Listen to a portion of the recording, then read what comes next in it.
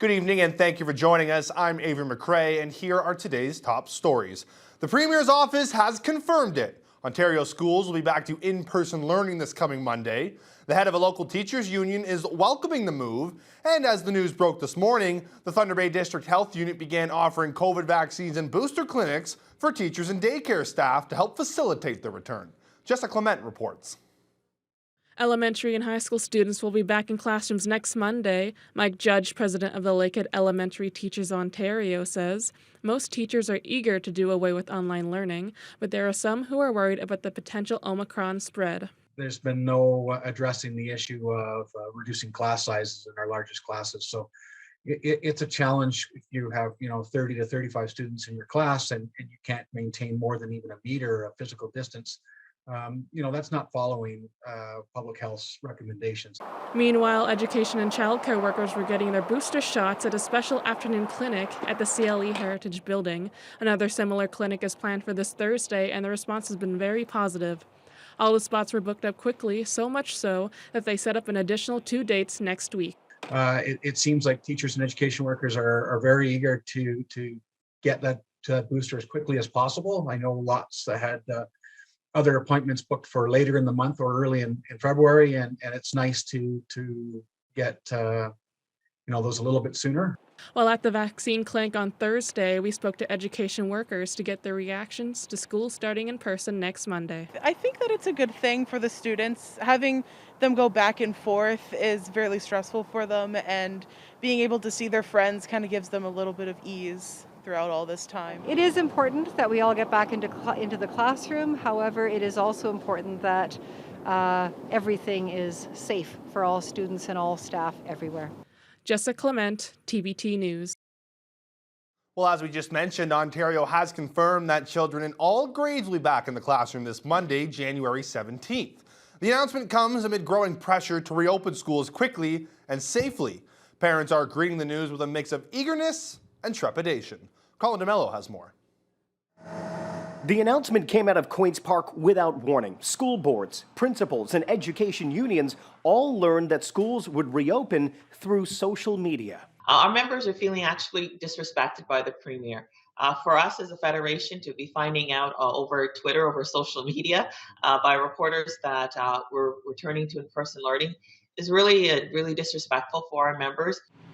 But as students prepare to return to class, there are still questions about the measures in place designed to limit the spread of the Omicron variant. We want, as much as the parents do, to return to in-person learning, but we need to return to safe classrooms, and that hasn't been guaranteed. The Ford government says it spent the past week shipping out N95 masks to all educators and additional air filtration units to schools. But the province is making major changes to how COVID-19 is tracked in schools, who is being tested for the virus, and who is being told about positive cases. According to new guidance from the Ministry of Health, public health units will no longer dismiss cohorts. Schools will no longer routinely notify families if a student tests positive with COVID-19, which critics say is concerning. This is something that I think will actually be scary for parents to hear, that they're not going to know if their child is sitting alongside another child who's tested positive. I just, for the life of me, can't understand that approach. I think it absolutely is a recipe for disaster, and I think it's a shocking abdication of responsibility by the government. On top of that, the government is also restricting testing in schools. Take-home self-collection PCR tests will now be limited to symptomatic students and education staff who become symptomatic while at school. School boards say they'll be asking the government for changes. Whatever we can do with what we have available to keep kids safe, that's what we're going to be pushing for. When we get the opportunity, certainly tests will be high on that list of things we want to talk about. In-person learning for elementary and secondary resumes on January 17th. Education Minister Stephen Lecce and Chief Medical Officer of Health Dr. Kieran Moore are scheduled to hold a press conference tomorrow afternoon to discuss the return to in-person learning. Hospitalization numbers in Ontario continue to rise as Omicron spreads across the province. Today, the health minister updated the situation, with Christine Elliott saying there are about 600 ICU beds still available in the province, and there is the capacity to add 500 more. Elliott says the province will now be accepting some internationally trained nurses to work in hospitals and healthcare settings to help with staffing shortages. Today, I'm pleased to announce that our government is collaborating with Ontario Health and the College of Nurses of Ontario to deploy internationally educated nurses to hospitals and long-term care homes in need of staffing support.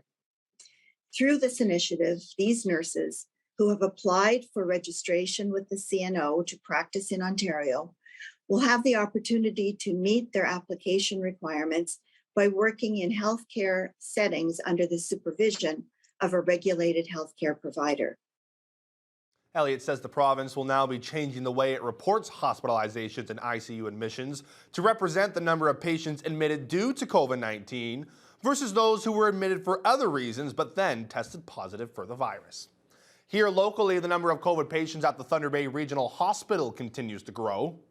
As of this morning, there were 27 patients with the virus admitted to the hospital. 18 of them are in the dedicated COVID unit, 3 are in the ICU, and 6 are in other units due to specific needs. The hospital is now slightly over capacity at 101.9%, and the ICU occupancy has risen slightly to 81.8%. Meanwhile, the district health unit is reporting 93 new cases today. The vast majority of them are in the Thunder Bay area, and the health unit has declared an outbreak at the shelter house, where 4 people have tested positive for the virus. Over in the Northwestern Health Unit, there are 36 new confirmed cases being reported. The majority of them are in Sioux Lookout, Kenora, and Fort Francis. The area's child care centers are about to get the same resources as elementary and high schools to prevent the spread of COVID-19. The Thunder Bay DSAB is expecting to receive a shipment of rapid antigen tests and personal protective equipment for licensed daycare workers around the district. This comes after the province's recent announcement that child care staff will receive priority status for the vaccine as well. DSAB Director of Integrated Social Services Ken Ranta believes the distribution adds another layer of protection. We currently have 45 licensed child care centers, and that's all throughout the district of Thunder Bay. So all of them were eligible to receive the test kits. They're also eligible to receive direct deliveries of enhanced personal protective equipment, N95 masks and other gloves, shields, and other materials as well. The DSAB has contacted child care services in the district to let them know the COVID-19 test and PPE will be delivered soon. It's unclear exactly when the shipments will be arriving, but Ranta says the province mentioned sometime in mid-January. A Thunder Bay man described as a serial sexual predator by a Superior Court judge has been arrested again by Thunder Bay police. 60-year-old Gary Bruce Lamont is charged with sexual assault with a weapon stemming from an alleged incident or incidents that occurred over the past month. In 2016, Lamont pleaded guilty to 5 counts of sexual assault for incidents that took place between 1993 and 2007, involving 5 male victims aged 17 to 24. He was sentenced to 5 years in jail and was released from prison sometime last year. Today in bail court, the Crown did not consent to Lamont's release, and he's now in custody at the Thunder Bay District Jail. His next court appearance is January 13th. A shocking video which appears to show Kenora OPP officers engaged in a downtown shootout is in fact a fake.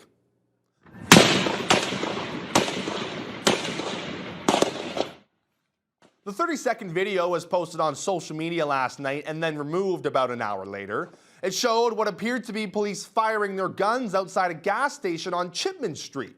Some people online began to notice that some things in the video just didn't add up.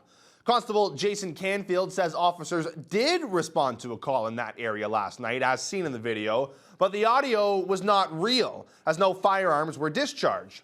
Canfield says they received numerous calls from panicked residents about the video. A police investigation is now underway and charges of mischief could be laid. It did alarm a lot of people, and a lot of people did believe that this was real. It was put up in order to mislead people. Like, you wouldn't put something like this up if you weren't thinking that someone's going to think it's real. So yeah, there is an investigation right now regarding this, and trying to put a stop to things like this in the future. Kenora OPP do have names of the potential perpetrator, and while social media profiles can be difficult to track, there are resources from social media companies that will assist police.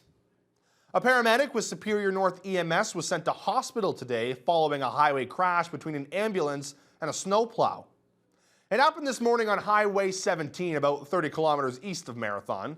EMS officials say there was no patient on board and the injuries to the paramedic were non-life-threatening, while the snowplow operator was not hurt.